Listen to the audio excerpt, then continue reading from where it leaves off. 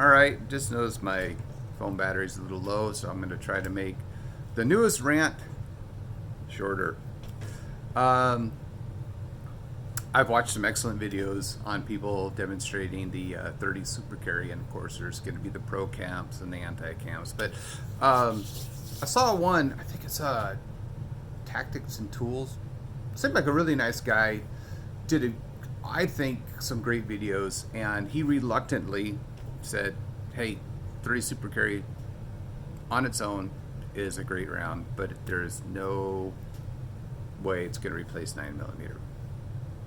And he's absolutely correct. Um, so there's nothing wrong with the round on its own. If you just look at the round itself, there's nothing wrong with it. Unfortunately, in the big picture, there's many things wrong with it. So, first off, this is going to be a Pro 30 Super Carry barely video. And I'm going to start off by defending 9mm. 9mm is used by just about every country and military in the world, even former and current communist countries. They use 9mm to some degree or another. Just about every law enforcement agency uses 9mm. Most law enforcement agencies are currently surplusing out their 40s, which brings me to the beginning of my pro 30 super carry debate. First off, it is, in my humble opinion, not made to replace 9mm in the sense that people seem to be worried about. It would be insane to think that Federal woke up and had a meeting and said, hey, let's try and convince the world to switch over to this cartridge. That's just not going to happen. Especially, a round that's in service with NATO. I mean, look at 5.56. It has been with NATO for so long, and we know there are better rounds out there than 5.56, right? Yet, it hasn't been replaced, and it's probably not going to be replaced for decades. Okay, so, like I said, let's start with the defense of 9mm. As probably many of you know, there was an FBI shootout in Florida that has gained quite a bit of notoriety. And the results of that shootout, the FBI said, our 38 snub noses suck, and the 9mm that were involved in that fight suck. We need a better round. And they ended up with the 10mm Magnum. After a while, they kind of went, too much. Too much recoil, harder follow-up shots, harder to train with, harder on the guns. Let's reduce it. End up with the 40 Smith & Wesson. Pretty good round, really. And if you were to compare bullet to bullet, the 40 Smith & Wesson is superior. But the 9mm, as everything involved with technology, cars, planes, bullets, doesn't matter, get better with technology and time. And the 9mm from the time of that gunfight to now, as you know, has improved greatly. And as you notice, a lot of law enforcement agencies are surplusing out their 40s. And here's how that argument went. And I did a little bit of reading on this, so I'm obviously now an expert because I read an article. They looked at the 40 and the 9, and like I said, bullet to bullet, the 40 is superior. But they said as an overall package, however, is how we need to look at this thing.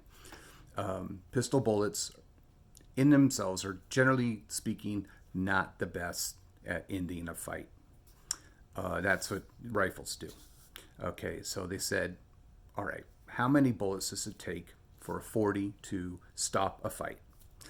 That means to incapacitate an opponent, kill them, incapacitate them, basically take them out of the fight. And the answer was we'll say 2.4, because I don't remember the number off the top of my head.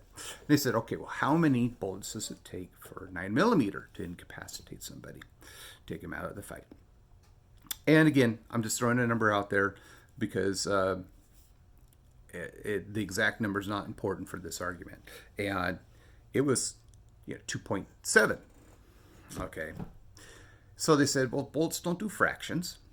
So therefore, it takes 3 bullets. And they said, all right, well, that's interesting. Okay, so if you have a gun and you have 40 and you have 9mm, you're going to be able to hold more 9mm. True. You're still going to need 3 shots. True. You're going to have less recoil. True. You're going to have faster follow-up shots. True.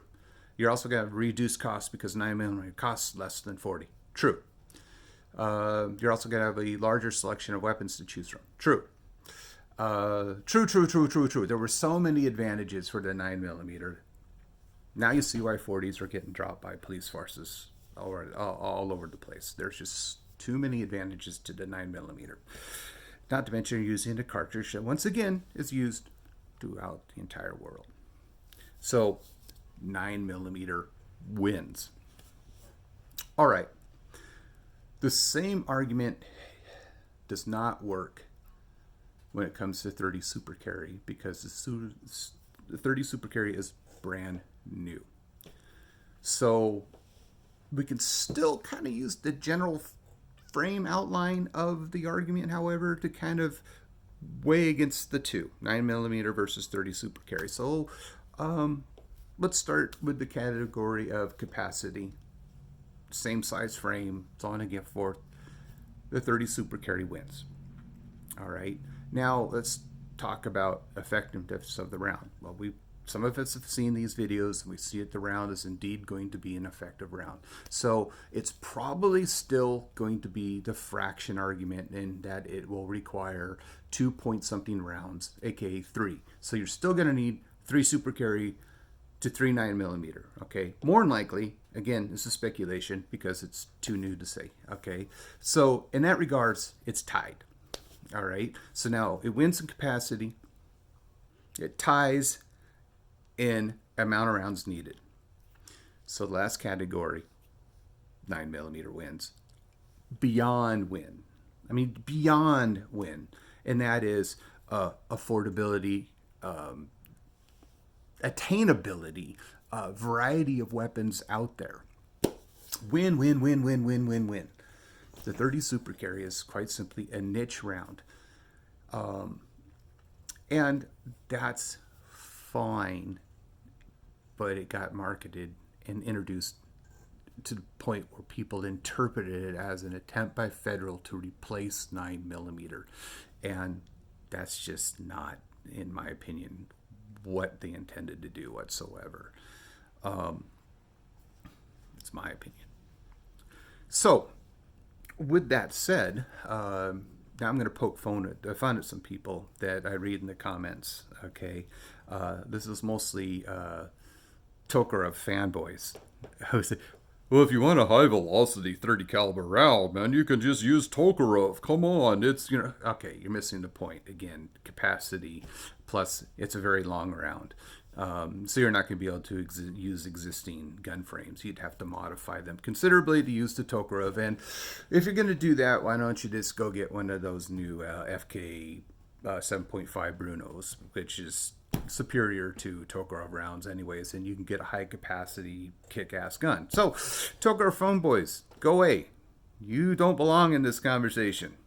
The Makarov fanboys who go, "Well, why do you want a round between 380 and 9mm when you have the Makarov?" Again, you're missing the point. Capacity, okay, blah, blah, blah. And the Makarov is just not that impressive, all right? It's cool. I own them. I like it. But, again, just stop it. Just stop it. How many people do you see making new Makarovs out there? Or Tokarevs? 0, all right? So, just stop it. Anyways, I poked fun at the Tokarev Makarov fanboys, and I've defended the 30 Super Carry. And the last part of this, and it's just me, is I don't carry, don't plan to carry, but I still think it'd be really interesting to see what the PCC market and AR pistol market does with this round. A 32 round 9mm magazine would be able to hold 30 super carries, approximately. Um, you could put it in, let's say, a Glock AR lower, and possibly have it be a blowback. Things you can't do with the 5.7, which means it'd be far more affordable.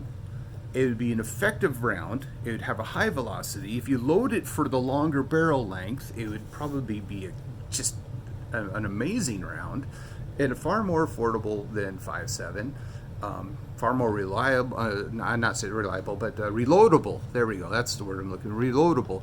I think it's got some serious potential in the civilian market for a personal defense weapon type of situation. That's what I'd like to see some people get a hold of this and have some fun with. Because really, $2 a round for 5.7 ammo in only a handful of platforms that can use it, versus being able to convert any AR into a Glock firing AR pistol or rifle with a new round with relative ease.